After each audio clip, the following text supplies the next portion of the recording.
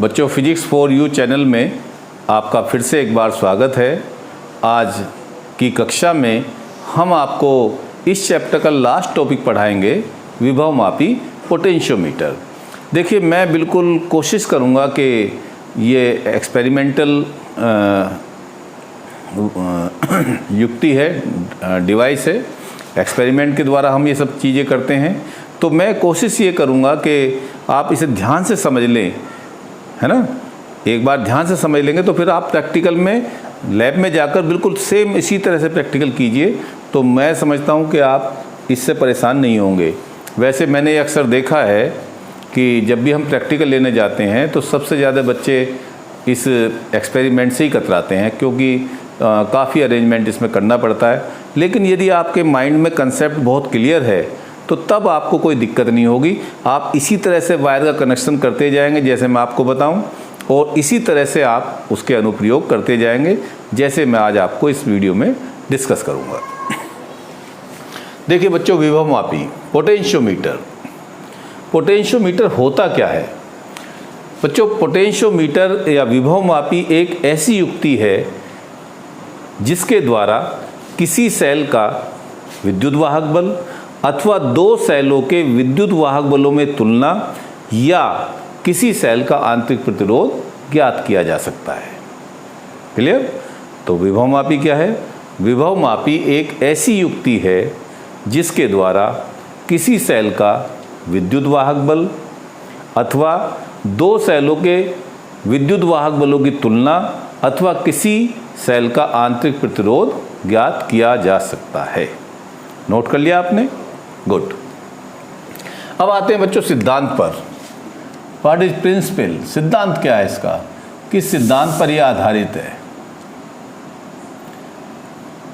Principal.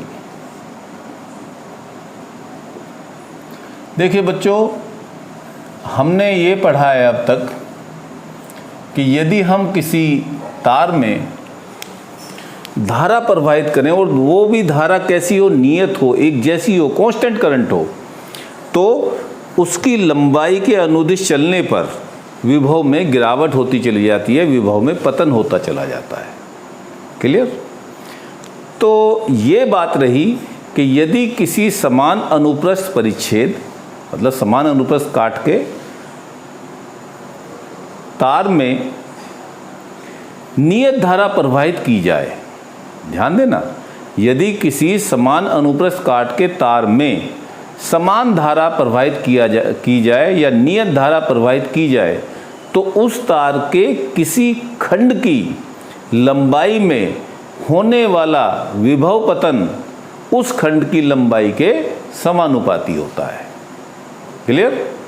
जैसे मान लो मैं ये तार AB कह रहा हूं, तो इस AB तार की मान लो ये AJ लंबाई हमने ली, तो इसकी लंबाई मान लो L, तो इसमें जो विभव पतन होगा बच्चों वो इस खंड की लंबाई के समानुपाती होगा।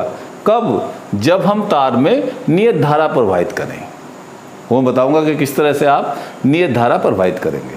तो सिद्धांत लिख लीजिए क्या, कि जब समान अनुप्रस्थ काट के तार में एक नियत धारा प्रवाहित की जाती है, तो तार के किसी खंड में होने वाला विभव पतन, तो तार के किसी खंड में होने वाला विभव पतन उस खंड की लंबाई के समानुपाती होता है। क्लियर? नेक्स्ट लाइन से लिखिए, यदि तार की L लंबाई में होने वाला विभव पतन V हो तो V समानुपाती L या V बराबर KL, जहाँ K एक नियतांक है, जहाँ K एक क्या है बच्चों?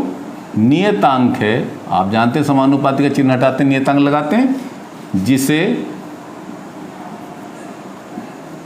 तार की विभव प्रवणता कहते हैं, जिसे तार की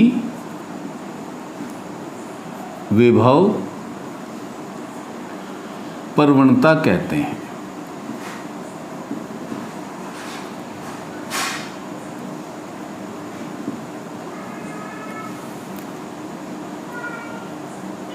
ठीक है बच्चों, तो यहां से इसे डिफाइन करेंगे K = V/L। तो यहां से देखो कितना आसानी से मैं डिफाइन कर दूंगा इसे कि तार की एकांक लंबाई में, किसी तार की एकांक लंबाई में होने वाले विभव परिवर्तन को ही, विभव पतन को ही तार की विभव प्रवणता कहते हैं। क्लियर? लिख लीजिए इस डेफिनेशन को कि जब समान अनुप्रस्थ काट के क्षेत्रफल के तार में नियत धारा प्रवाहित की जाए तो उसकी एकांक लंबाई में होने वाले विभव पतन को ही तार की विभव प्रवणता कहते हैं, पोटेंशियल ग्रेडियंट। लिख लिया? चलिए अब यूनिट की बात करेंगे बच्चों। तो यूनिट इसका वेरी सिंपल, यूनिट क्या आ जाएगा? V का हो गया वोल्ट और L का हो गया मीटर, तो वोल्ट पर मीटर। ठीक है, चलिए आगे बढ़ते हैं। हेडिंग डालिए रचना।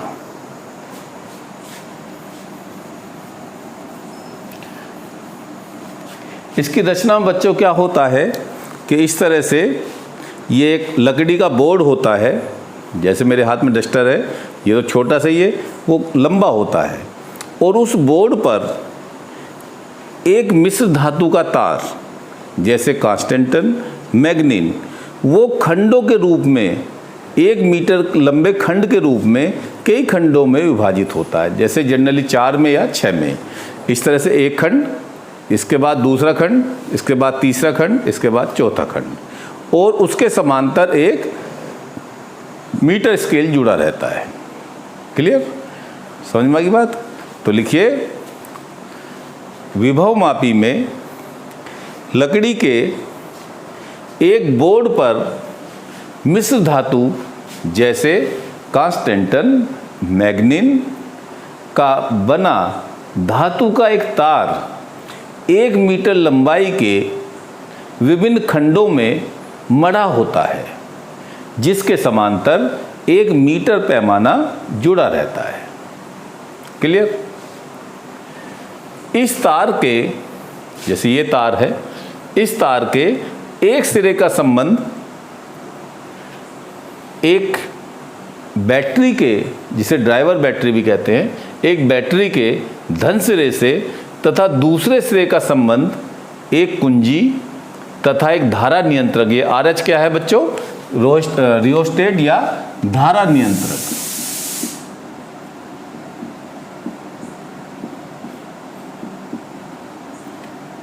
धारा नियंत्रक से जुड़ा होता है। क्लियर? समझ में आ गया इतना? गुड। ये इसकी बच्चों हुई रचना। अब इसके बाद में आता है अनुप्रयोग। पहला अनुप्रयोग क्या है? 2 सेलों के विद्युत वाहक बलों की तुलना करना। ये आपके यहाँ प्रैक्टिकल भी है, ये क्वेश्चन प्रैक्टिकल में दिया जाता है कि विभव मापी की सहायता से 2 सेलों के विद्युत वाहक बलों की तुलना कीजिए। तो आप कैसे करेंगे? सबसे पहले बच्चों, आप, ये तो आपके पास अरेंजमेंट है, ये तार उसमें जड़ा हुआ है ही है, उसके एक सिरे को आप जोड़ दीजिए, एक बैटरी आपको मिलेगी उसके धन सिरे से, और ऋण सिरे को एक जोड़िए कुंजी से, कुंजी को जोड़िए एक धारा नियंत्रक से, धारा नियंत्रक के दूसरे सिरे को जोड़ दीजिए तार के बिंदु B से, या एंड B से, या सिरे B से। अब A सिरे पर आप ध्यान देंगे 2 सेल जोड़ेंगे जिनके विद्युत वाहक बलों की तुलना आपको ज्ञात करनी है। ये सेल इसका विद्युत वाहक बल E1 और ये सेल इसका विद्युत वाहक बल E2। क्लियर? ये कुंजी K1 मैंने बंद नहीं किया, ये कुंजी K2। और बच्चों ये द्विमार्गी कुंजी होती है, मतलब ये इसके 2 सिरे होते हैं और एक कॉमन सिरा होता है, इसे कहते हैं द्विमार्गी कुंजी। और इसका संबंध कर देते हम दूसरे सिरे का धारामापी से, और धारामापी को बच्चों जोड़ देंगे हम किससे, एक ज्योति जे से। क्लियर हो गया इतना? तो ये इसका एपरेटस अरेंजमेंट हो गया। तो अब आप कैसे लिखेंगे, आप ये नोट्स में ऐसे लिखेंगे कि विभवमापी से दो सेलों के वैद्युत वाहक बलों की तुलना करने के लिए, विभवमापी से दो सेलों के विद्युत वाहक बलों की तुलना करने के लिए चित्रानुसार परिपथ समायोजित करते हैं। लिख लिया? तार के सिरे ए से दो वैद्युत सेलों का धन सिरा जोड़ते हैं तथा ऋण सिरा एक द्विमार्गी कुंजी से जुड़ा रहता है। इस द्विमार्गी कुंजी का अंतिम सिरा एक धारामापी से और धारामापी एक ज्योति से जुड़ा होता है। लिख लिया इतना? चलिए अब मैं प्रैक्टिकल बताता हूँ, पहले समझाता हूँ फिर लिखवा दूंगा। देखिए बच्चों, सबसे पहले क्या करेंगे, इस कुंजी के को दबाकर हम इस विभवमापी के तार में रियोस्टेट की सहायता से, अब आप कह रहे होंगे साहब ये रियोस्टेट क्या है? धारा नियंत्रक है बच्चों, इससे हम धारा का मान नियत रखते हैं। कैसे?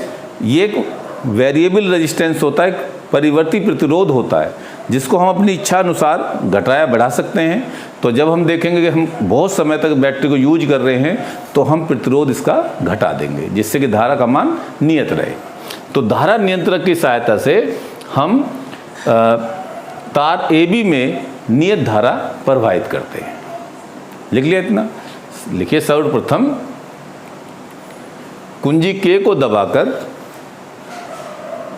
धारा नियंत्रक की सहायता से विभवमापी के तार AB में एक नियत धारा प्रवाहित करते हैं। अब कुंजी K1 को दबाते हैं, जिससे सेल E1 उसका विद्युत वाहक बल परिपथ में लग जाती है। अब धारामापी को सिरे A से आरंभ करके फिसलाना शुरू करते हैं और धारामापी में शून्य विक्षेप की स्थिति ज्ञात करते हैं। माना यह शून्य विक्षेप की स्थिति A सिरे से L1 लंबाई पर प्राप्त होती है।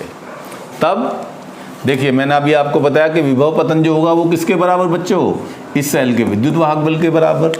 तो E1 समानुपाती किसके, L1, समीकरण नंबर 1। क्लियर? अब हम क्या करेंगे, कुंजी K1 को निकाल देंगे, K2 को दबा देंगे। तो K1 जब हमने निकाल दी तो E1 सेल परिपथ से हट जाएगी और E2 सेल परिपथ में लग जाएगी। तो नेक्स्ट लाइन से लिखिए, अब कुंजी K1 को निकालकर कुंजी K2 को दबाते हैं, जिससे E2 वैद्युत वाहक बल की सेल परिपथ में लग जाती है। फिर से ज्योति J को A बिंदु से आरंभ करके फिसलाना शुरू करते हैं और विभवमापी में पुनः शून्य विक्षेप की स्थिति ज्ञात करते हैं। धारामापी में अर्थात जीरो डिफ्लेक्शन की स्थिति ज्ञात करते हैं। माना अब L2 लंबाई पर शून्य विक्षेप की स्थिति प्राप्त होती है। तो इस दशा में E2 समानुपाती L2, समीकरण नंबर 2, समीकरण फर्स्ट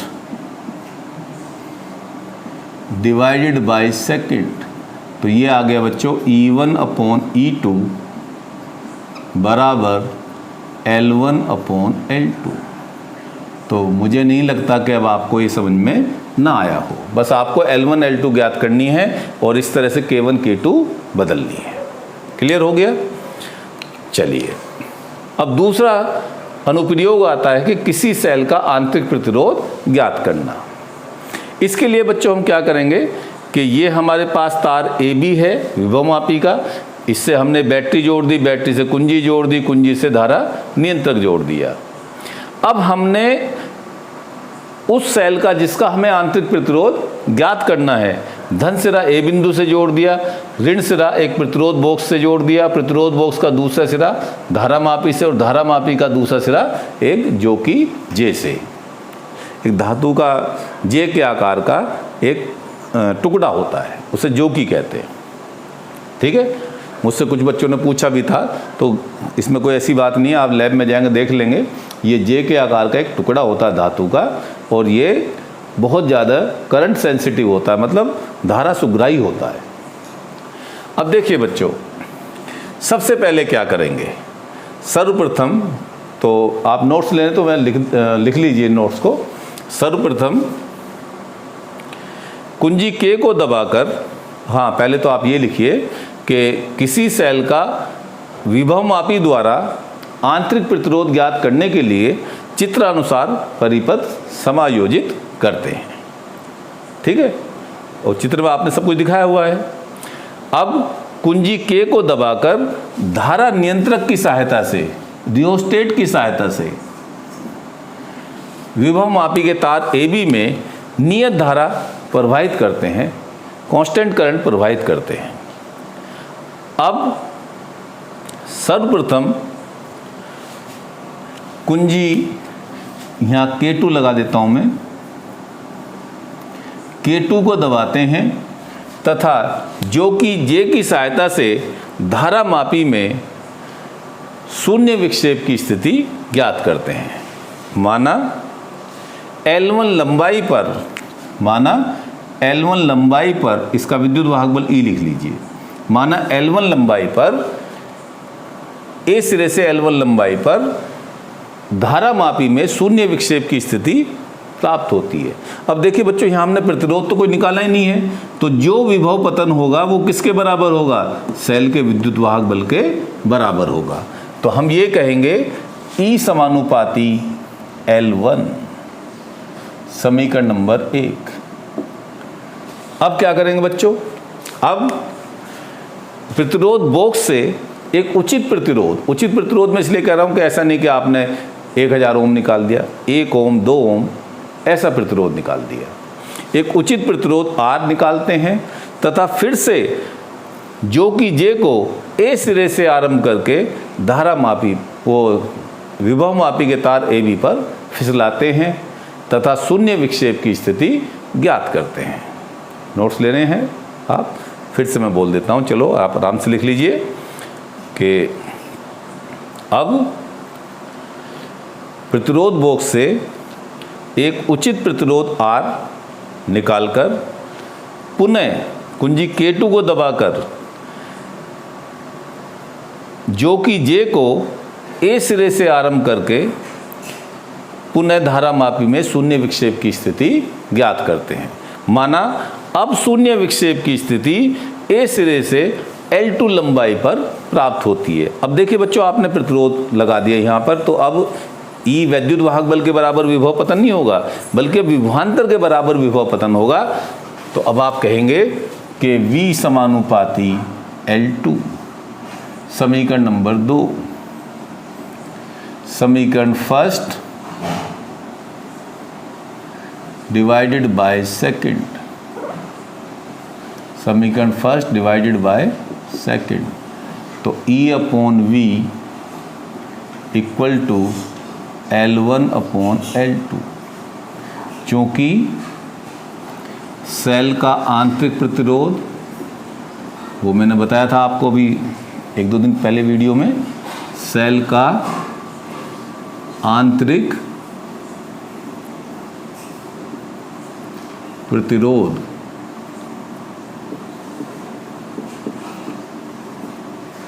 वो क्या होता है बच्चों, R equal to E upon V -1 into R।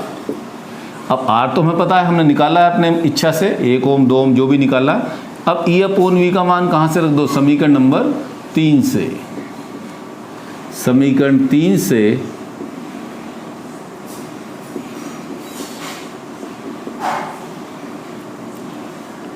E upon V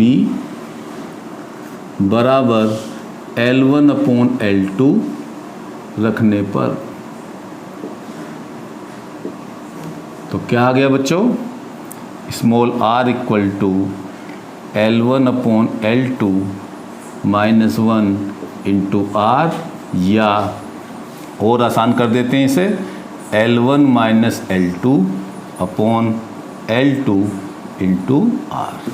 तो इस सूत्र की सहायता से बच्चों हम किसी सेल का क्या ज्ञात कर सकते हैं, आंतरिक प्रतिरोध ज्ञात कर सकते हैं। अब जरा इसी पर आप गौर फरमाइए। L1 आपको पता है, आपने खुद नापी है, L2 आपने खुद नापी है, R आपने अपने आप निकाला है प्रतिरोध, और L2 आपको पता ही है, तो आप क्या निकाल सकते हैं, सेल का आंतरिक प्रतिरोध। एक बात मैं आपको और इम्पोर्टेंट डिस्कस करनी चाहूँगा कि बच्चों याद रहे कि जो हमारी ये ड्राइवर सेल है, जिसे हम कहते हैं कि हिंदी में मुख्य सेल है, उसका विद्युत वाहक बल सदैव प्रयोग में लाई गई सेलों के विद्युत वाहक बलों से अधिक होना चाहिए। यदि अधिक नहीं होगा तो आपको फिर ऐसी स्थिति प्राप्त होगी, आप A पर जो की रखेंगे तो विक्षेप एक दिशा में, और B पर रखेंगे तो एक दिशा में। इसलिए ये कंडीशन है, आप ये याद रखेंगे मेरी इस बात को कि यदि आप प्रयोग कर रहे हैं तो आपने जो प्रयोगात्मक सेल ली है या बैटरी ली है, उसका विद्युत वाहक बल हमेशा ही किससे ज़्यादा होना चाहिए, जो प्रयोग में ला रहे हैं सेल जिनका हमें विद्युत वाहक बल की तुलना करनी है या आंतरिक प्रतिरोध ज्ञात करना है, उनसे अधिक होना चाहिए। क्लियर? अब मैं समझता हूँ कि ये चैप्टर आपको क्लियर हो गया होगा, और यदि फिर भी कोई आपको डिफ़िकल्टी आती है तो बिल्कुल निसंकोच होकर मुझे कमेंट सेक्शन में लिख भेजिए, मैं आपकी डिफ़िकल्टी ज़रूर रिमूव करूँगा। अब मैं नेक्स्ट वीडियो में बच्चों आपको इस चैप्टर की NCERT का, ध्यान रहे NCERT हमारी पाठ्य पुस्तक है, उसके आपको इम्पोर्टेंट कुछ न्यूमेरिकल्स कराऊंगा, तो उससे आपको ये चैप्टर और क्लियर हो जाएगा। आज की वीडियो में इतना ही। Very very thanks.